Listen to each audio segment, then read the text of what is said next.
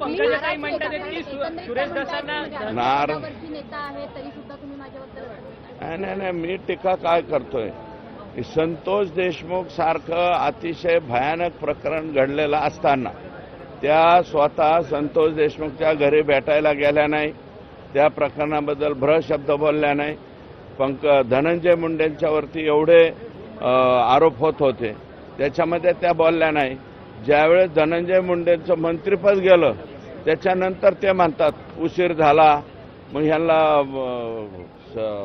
म्हणजे शपथच द्यायला नको होती, अमकं तमकं. कधी पद गेल्यावर, जोपर्यंत ते पदावर होते तोपर्यंत तुम्ही एक शब्द बोलले नाही.